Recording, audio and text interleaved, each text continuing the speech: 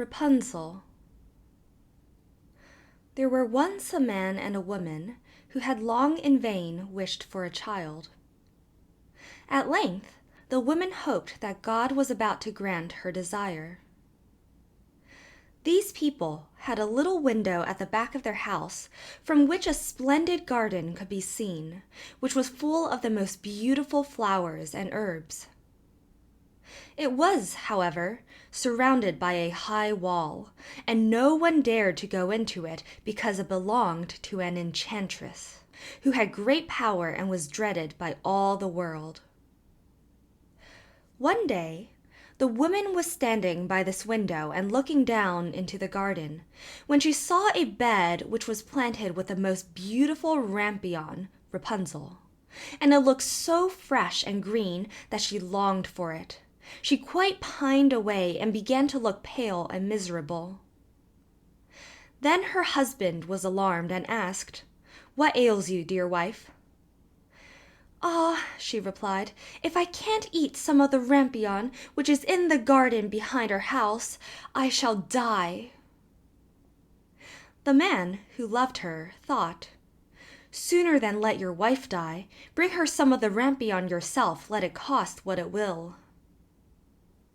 At twilight, he clambered down over the wall into the garden of the enchantress, hastily clutched a handful of rampion, and took it to his wife. She at once made herself a salad of it and ate it greedily. It tasted so good to her, so very good, that the next day she longed for it 3 times as much as before. If he was to have any rest, her husband must once more descend into the garden. In the gloom of the evening, therefore, he let himself down again. But when he had clambered down the wall, he was terribly afraid, for he saw the enchantress standing before him.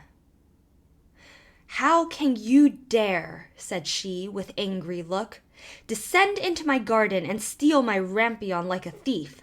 You shall suffer for it." "Ah," answered he, "let mercy take the place of justice. I only made up my mind to do it out of necessity. My wife saw your rampion from the window and felt such a longing for it that she would have died if she had not got some to eat." Then the enchantress allowed her anger to be softened and said to him, "If the case be as you say, I will allow you to take away with you as much rampion as you will. Only I make one condition. You must give me the child which your wife will bring into the world. It shall be well treated, and I will care for it like a mother." The man in his terror consented to everything, and when the woman was brought to bed, the enchantress appeared at once, gave the child the name of Rapunzel, and took it away with her. Rapunzel grew into the most beautiful child under the sun. When she was 12 years old, the enchantress shut her into a tower which lay in a forest and had neither stairs nor door, but quite at the top was a little window. When the enchantress wanted to go in, she placed herself beneath it and cried, "Rapunzel, Rapunzel, let down your hair to me." Rapunzel had magnificent long hair, fine as spun gold, and when she heard the voice of the enchantress, she unfastened her braided tresses, wound them round one of the hooks of the window above, and then the hair fell 20 ells down, and the enchantress climbed up by it. After a year or two, it came to pass that the king's son rode through the forest and passed by the tower. Then he heard a song, which was so charming that he stood still and listened. This was Rapunzel, who in her solitude passed her time in letting her sweet voice resound. The king's son wanted to climb up to her, and looked for the door of the tower, but none was to be found. He rode home, but the singing had so deeply touched his heart that every day he went out into the forest and listened to it. Once, when he was thus standing behind a tree, He saw that an enchantress came there, and he heard how she cried, "Rapunzel, Rapunzel, let down your hair to me." Then Rapunzel let down the braids of her hair, and the enchantress climbed up to her.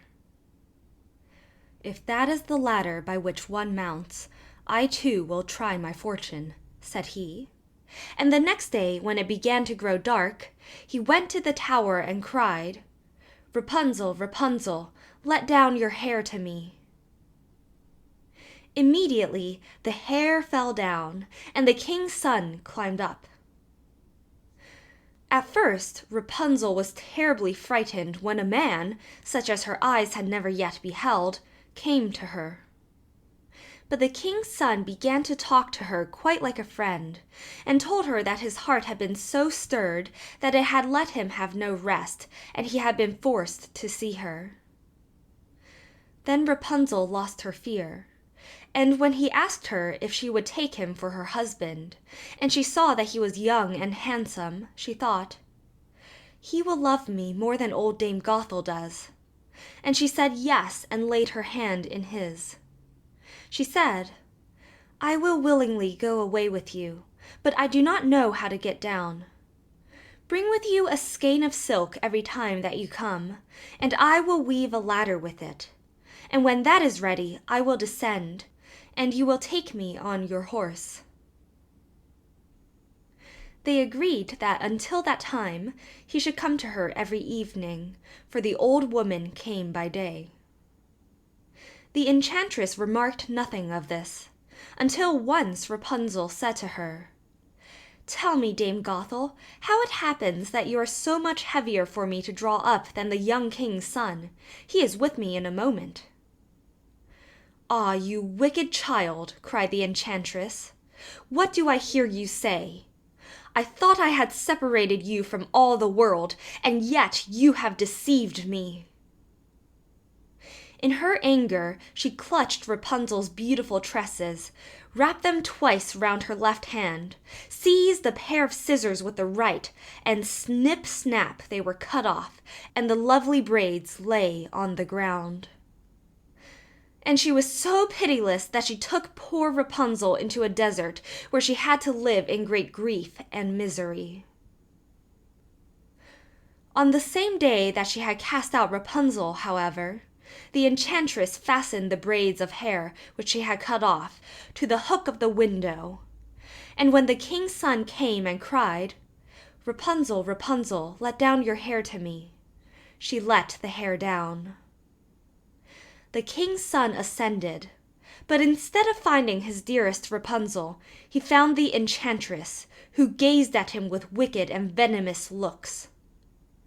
"Aha!" she cried mockingly, "you would fetch your dearest, but the beautiful bird sits no longer singing in the nest. The cat has got it, and will scratch out your eyes as well. Rapunzel is lost to you. You will never see her again." The king's son was beside himself with pain, and in his despair he leapt down from the tower. He escaped with his life, but the thorns into which he fell pierced his eyes.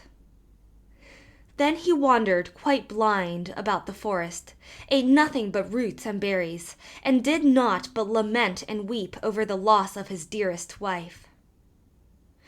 Thus he roamed about in misery for some years, and at length came to the desert where Rapunzel, with the twins to which she had given birth, a boy and a girl, lived in wretchedness. He heard a voice, and it seemed so familiar to him that he went towards it. And when he approached, Rapunzel knew him, and fell on his neck and wept.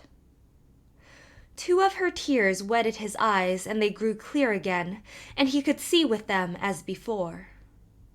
He led her to his kingdom, where he was joyfully received, and they lived for a long time afterwards, happy and contented. End of Rapunzel.